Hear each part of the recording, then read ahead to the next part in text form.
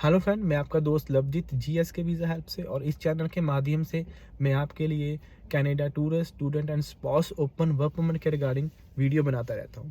आज की वीडियो हम बात करेंगे जो कनाडा में जो नई चेंजेस आई हैं स्टडी वीज़ा को लेके, उसके बारे में बात करेंगे। और बहुत सारे क्वेश्चन मुझे मिले हैं व्हाट्सएप के ज़रिए, फेसबुक के ज़रिए, यूट्यूब के ज़रिए कि लोग पूछते हैं क्या चेंजेस हैं, क्या है, समझना चाहते हैं। तो उन क्वेश्चन का आंसर देने के लिए जो मैंने स्टडी की है, जो मैंने समझा है, उसके बारे में क्लियरिटी देने की कोशिश करूँगा। लेकिन आप ये जो समय चल रहा है बहुत क्रूशियल है और आपने जो आईआरसी से अप्रूव्ड कंसल्टेंट है, जो वो बोले उसके हिसाब से आपने काम करना है। किसी भी अरे गरे एजेंट से या कोई भी आप जाते हैं तो प्लीज़ किसी से पीछे नहीं लगना कि मैं कर दूंगा, आप जाके कॉलेज चेंज कर लेना, आप वो कर लेना, ये कर लेना। प्लीज़ हर कदम आपने बहुत ही ध्यान से रखना है। आप वो वाली बातें नहीं करनी कि एजेंट के पीछे लग के मुझे तो कुछ पता ही नहीं था, फिर आप यहाँ आके कनाडा में आके धरने लगाएंगे। तो जब भी आपने फाइल लगानी है तो बहुत ही ध्यान से लगानी है, सोच समझ के लगानी है, अप्रूव्ड कंसल्टेंट से कंसल्टेशन लेके ही करनी है। ठीक है, यूट्यूब में भी बहुत सारी वीडियोस मिलती रहती है, हमारे जैसे लोग बनाते रहते हैं, लेकिन कंसल्टेंट जो आईआरसी से अप्रूव्ड है उसके ही इंफॉर्मेशन लेकर आपने अपनी फाइल को प्रोसेस करवाना है। और जितनी इन्फॉर्मेशन मैंने इकट्ठी की है वो आपको मैं बताऊंगा जो आपके क्वेश्चन मुझे आते हैं। सबसे पहले ये क्वेश्चन आता है कि कौन कौन एलिजिबल है फाइल लगाने के लिए। सबसे पहले तो सारे एलिजिबल हैं, कोई कनाडा के वीज़ा बंद क्लोज नहीं हुआ, बंद नहीं हुआ। तो ये बहुत ही एक फेक न्यूज़ चल रही है कि कनाडा का वीज़ा ही बंद हो गया है, स्टूडेंट अब नहीं आएंगे, कनाडा बंद, ऐसे ही मैं देख रहा था यूट्यूब में वीडियोज़। तो प्लीज़ ऐसे भ्रमों में मत जाए। कनाडा का वीज़ा ओपन है, ओपन रहेगा और स्टूडेंट वीज़ा अप्लाई हो सकता है, हर कोई कर सकता है। लेकिन जो ये क्रूशल सिचुएशन बनी हुई है उसमें कुछ लोगों के क्वेश्चन आ रहे हैं कि हमारी फाइल जो ये कैपिंग सिस्टम है, सबसे मैं जो ये कैप शब्द यूज़ किया है कनाडा की गवर्नमेंट ने कि हम अब कैप लगाएंगे, तो हम गिने एक वैल्यू इशू कर दी है कि हम 6,60,000 समथिंग लोगों को ही वीज़ा देंगे पूरे कनाडा में 1 साल में, उसके बाद कैपिंग लगेगा। तो ये कैप अभी क्वेश्चन आ रहा है कि जो जनवरी इनटेक में फाइलें लगी थी, जो स्टूडेंट ने फाइल लगा चुके हैं, तो वो मुझे मैसेज करते हैं कि क्या हम उस कैपिंग में आते हैं, जब हमारी फाइल उस कड़ी में आती है कि हमारी फाइल पे भी कैपिंग लगेगी, हम वो 6,60,000 स्टूडेंट्स में आते हैं कि नहीं आते हैं। तो उसमें उन्होंने बिग क्लैरिटी दी है कि जिन स्टूडेंट ने 22 जनवरी 2024 8:30 बजे से पहले फाइल लगाई हैं उनको कैपिंग में नहीं डाला जाएगा, उनको कोई टेंशन नहीं, वो जो पुराना सिस्टम था उसके हिसाब से ही चलेगा। तो जिन्होंने फाइल 22 जनवरी 8:30 बजे से पहले पहले लगाती है सुबह के, तो उनको कोई टेंशन लेने की ज़रूरत नहीं है, वो कोई कैपिंग में नहीं आएंगे। तो वो अपना जो पुराना प्रोसेस था उसमें करेंगे।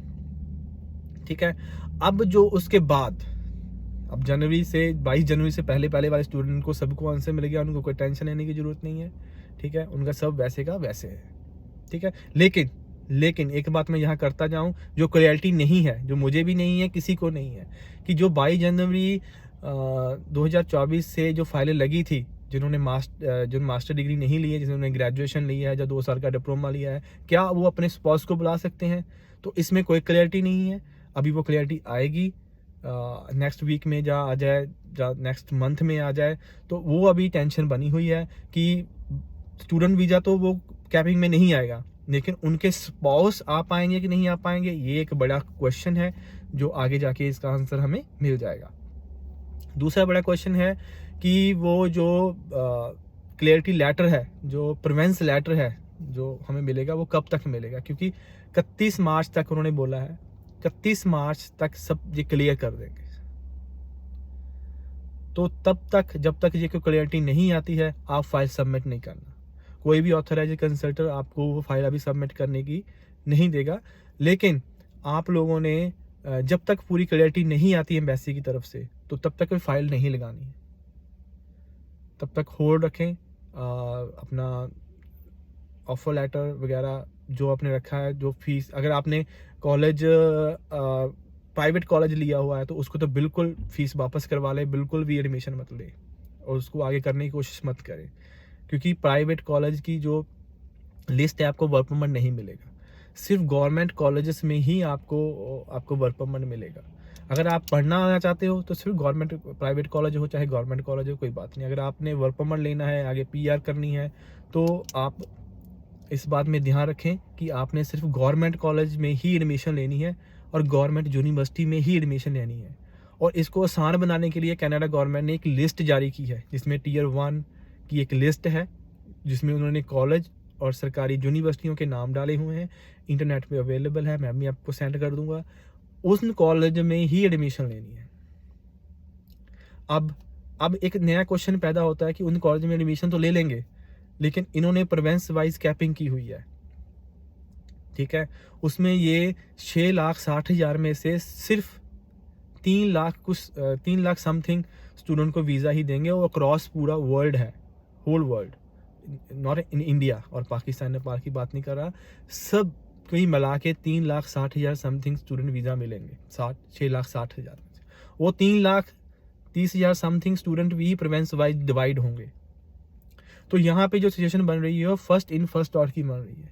जो पहले फाइल लगा देगा अपनी GIC बैंड स्क्योर, जो पीछे वो SDS का होता था, 3 क्वेश्चन सिंपल, अपनी फुल ईयर की फीस देनी है, आपने अपना कॉलेज में एडमिशन लेके वो जो प्रोविंस का लेटर है, अटेस्टेड लेटर है, वो लेना है, और आपने पूरी जो शर्तें पूरी कर ली हैं, तो वो अब मान लो वो 6 लाख 7 लाख स्टूडेंट वो कर देता है। 6,60,000 जो उन्होंने एप्लीकेशन ली है, उससे जो पहले 3.5 लाख स्टूडेंट होंगे उनको ही वीज़ा मिलेगा, कि उसके ऊपर वीज़ा नहीं मिलेगा।